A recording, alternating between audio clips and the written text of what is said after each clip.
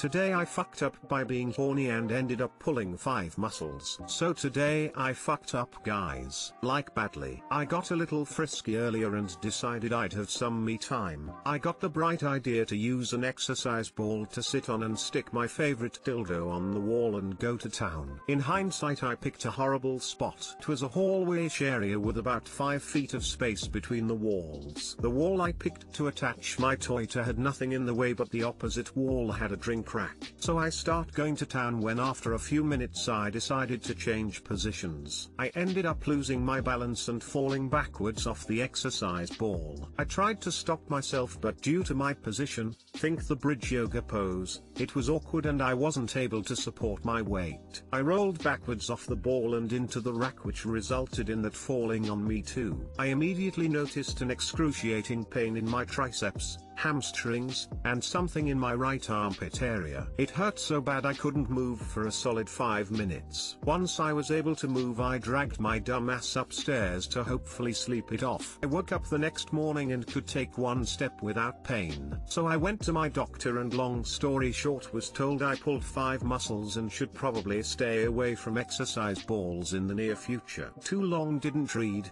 got horny, then got hurt, didn't come.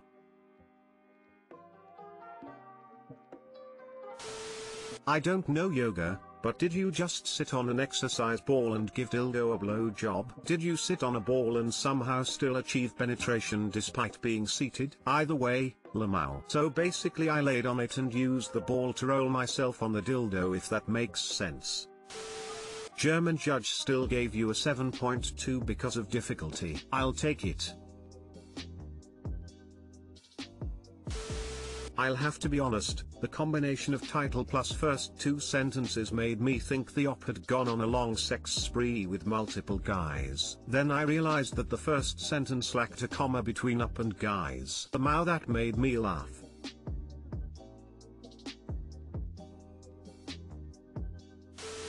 LMFAO! Exclamation mark. You must have some serious blue balls, my friend, and that I assume must be the worst pain of all. I have to say I think the pain overrode my desire to get off. I'm a girl, by the way. Today I fucked up by being outsmarted by a 10+ pounds dog. So my fiance and I have 3-year-old Maltese, Yorkie, poodle mix named Archer. I say we even though Archer is technically just mine because from day one my partner stole him from me and they became the best of buddies, lol. But I digress. Anywho, Archer primarily eats dry dog food and once a day he gets a treat of wet food. Normally I give it to him in the morning, but sometimes I forget, so he will get it in the evening. For the last 2 weeks, I've been forgetting due to a change in my work schedule. Lately, though Archer has put on a little weight, not a severe amount, it's noticeable. This is important later. To show us that he wants it, he will push his special bowl for it across the room to the box where the wet food is kept. Yes, he's figured that out, lol. Well, this evening he started pushing his bowl around and me assuming he hadn't had any, I got up without a second thought and fixed it for him basically on autopilot. Well,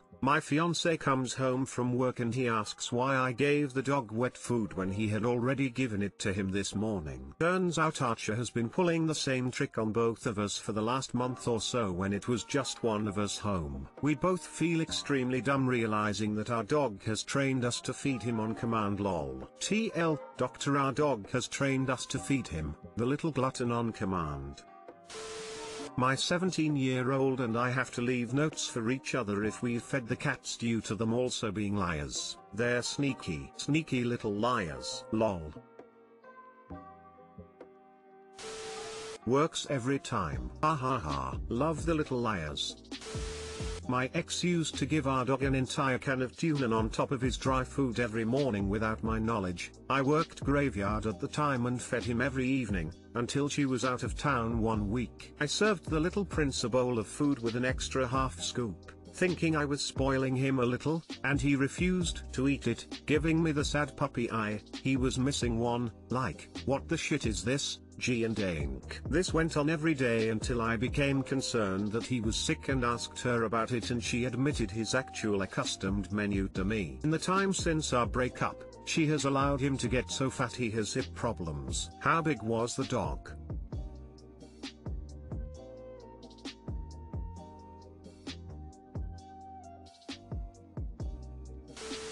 Mom said it was okay with her, but that I should ask you too, Dad said. Like every kid. I remember the true off my chest post where the op talked about their 5-year-old sister being a genius. Apparently she had breakfast with every separate member of the family, pretended to be hungry and got extra food. Can't remember what was the title, but it had the word genius in it.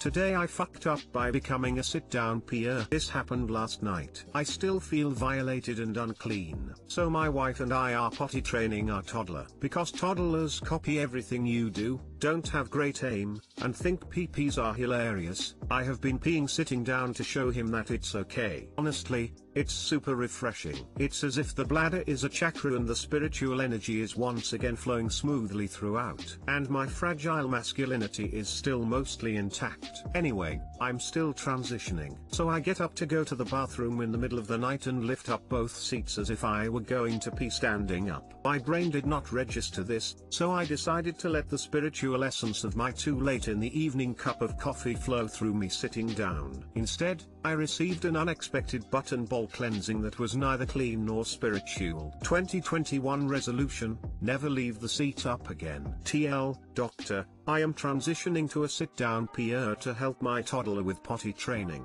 I fell in after forgetting how to use a toilet apparently. I must now atone for the sins of my PST.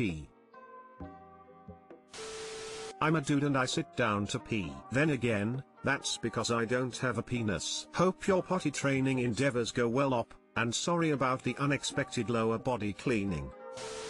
I almost always pee sitting down. Don't know what masculinity has to do with it. There's no collateral splashing to clean up, nothing gets on the seat is always down, and the floor around the toilet doesn't get nasty. Win-win. Totally agree. I've had people make comments, so I was just poking fun.